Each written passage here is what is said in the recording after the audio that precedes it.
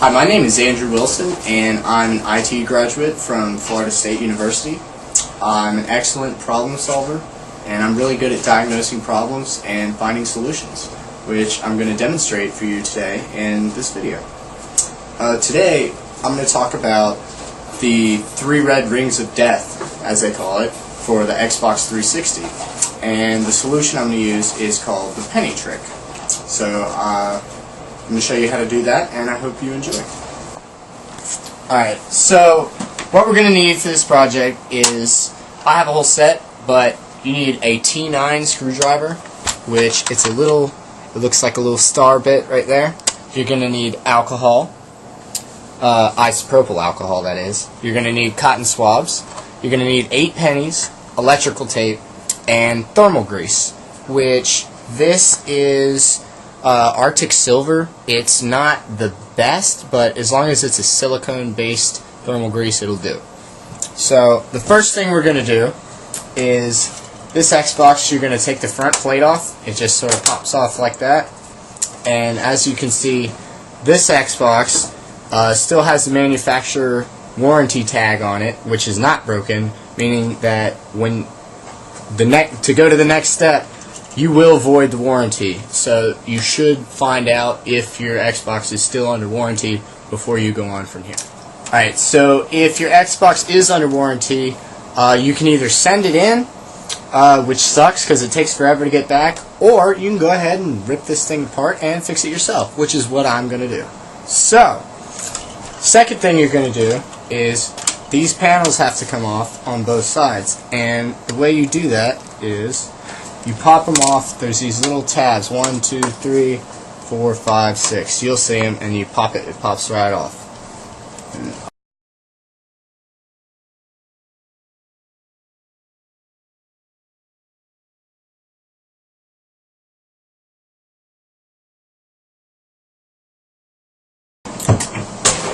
A flathead piece will also be useful.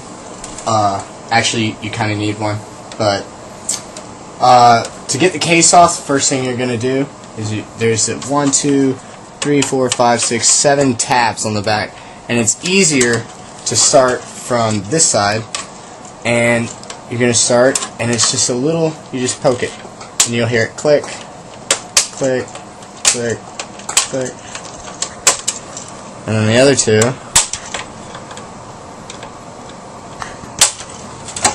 and then that's that side. And then the front side, I don't care about this warranty, so we are going to strip it off.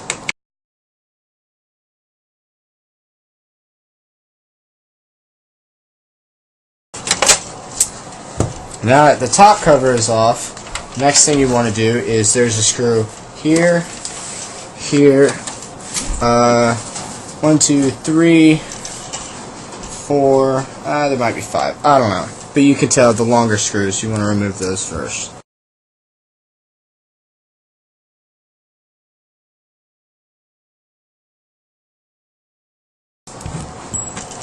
Alright, so now that your, 6 screws are out, the longer screws, you're going to flip it over, and there's the other side of the case, comes up. So now, this is the inside, and first thing you want to do is you want to take out this CD-ROM. So, there are 2 connections in the back, and you're going to remove that one, this one, and then as this comes out, the eject button gets caught. You have to sort of lift it up. Oh, well, there's also this tape right here.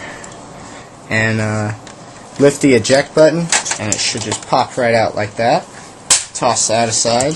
And next, we're going to take our flathead screwdriver again and pop this thing right here, this little fan tunnel thing. Toss that aside. And the next thing is we're going to remove the fan, and there's a little tab right here, if you can see. You just push it to the side, unplug the fan, and then there's 2 tabs at the top. You pry it, you pry this side, the fan pops right out. And that's that. So, now that we have it like this, The next thing we're going to do is remove the faceplate. That comes right off, and there are 3 black screws right here that we're going to disconnect. Alright, now that you have the 3 screws removed, you're just going to pull this out. As you can see, it unplugs. I'm going to set that aside, be gentle with that. So as you can see, when we have it to here, we flip it over. We have 8 black screws in the middle, and there's 9 shorter screws, they're silver, around the edge. And we're going to unscrew all of those and be sure not to lose any of them.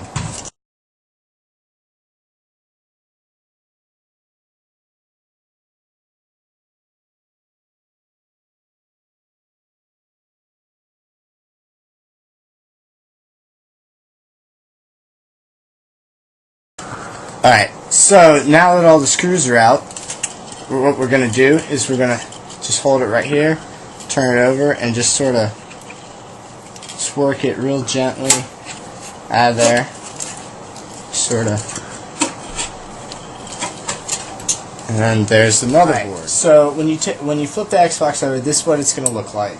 Except normally there would be 4 thermal bandages here. They're these little pink Band-Aid looking things. They're ugly as hell, and that's the fatal flaw in the system, is they don't dissipate heat enough, and the system overheats. So we're going to make artificial heat sinks that replace those out of pennies, and it works. So first thing we're going to do is remove the X clamps, and that works by simply putting a screwdriver right here, and you twist it and it pops right off. And then you're going to do that here, and then that comes off, and you're going to take this one off. But I'm not going to do that to this Xbox because this is a brand new one and there's nothing wrong with it. However,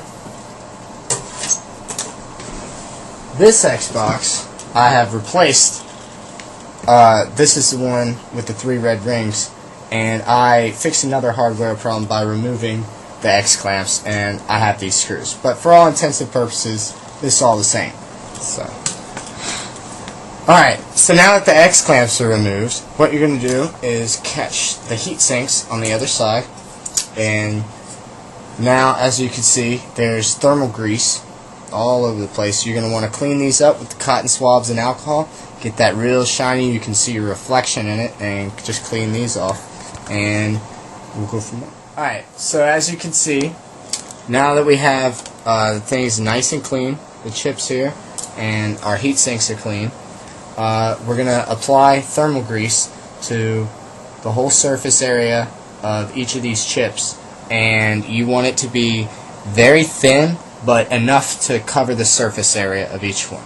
Alright, so now the thermal grease is on, what we're going to do is we're going to stick the heat sinks back on there, which I have washers and stuff I have to put on there, but your model with the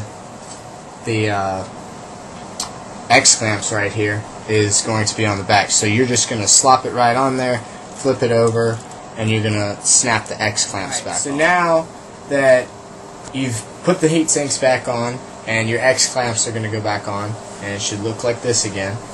However, mine doesn't.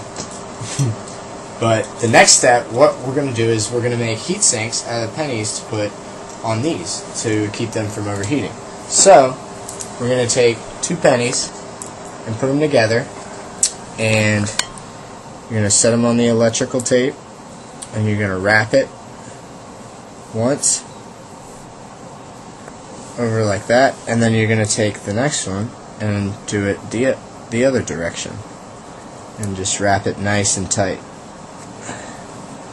You want to fold the corners, just pinch them, and there's our heatsink.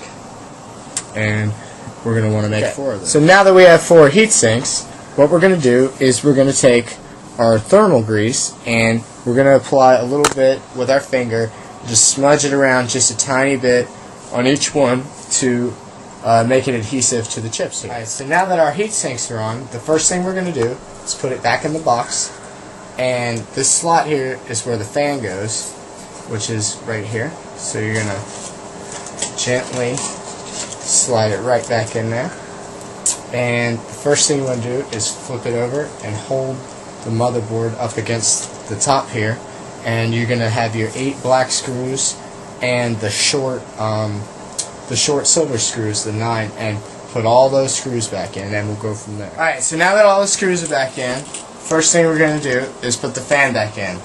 We're just gonna, actually we're not gonna reconnect the wire, and I'll tell you why in a moment. Just clip it right back in there. Overheat trick. And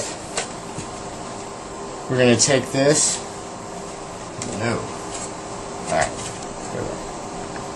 Alright, so after the fan's in, the next thing we're going to do is put this little gizmo back on right here.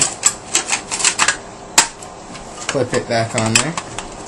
And then we're going to take the disk drive and plug back in the 2 wires on the back side here.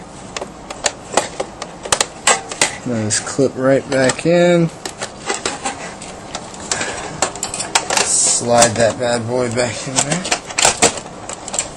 Alright, after we have the disk drive in, we can take this, the front panel here, plug it right in, take our 3 black screws, and screw those back. After we have the front panel back on right here, we're going to want to take this thing, it clips right back on, bam. Alright, now we're ready to test it out. So the first thing we're going to do is take the power cord and plug it back in.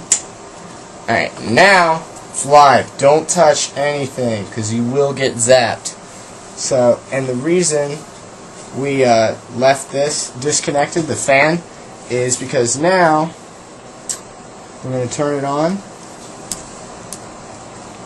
and there's your 3 red rings again, which is fine. And what we're going to do now is we're going to let it sit for about 1 to 2 minutes, and what will happen is it'll go from 3 red rings to 2 red rings, meaning that it's overheated. We're intentionally overheating it so that the thermal grease will melt down essentially and creates a good solid connection, and then when you turn it back on it should work. So we'll find out. Alright, so as you can see, now it's overheated. It's at 2 rings now. So what we're going to do is we're going to unplug it. And now it's unplugged, I'm going to go put it somewhere cool and let it cool off for about 15 minutes until it's nice and completely cooled down. So now that we're in here by a TV, first thing we have to do is don't be stupid like me and cut your finger. And second, you're going to take the Xbox, you have to plug back in the fan here and connect the AV cable. And then you're going to take the power cord and make sure you're not touching any circuits or anything. We're going to plug that back in, and now we're ready to go. So you sit here, hit the power button, and hopefully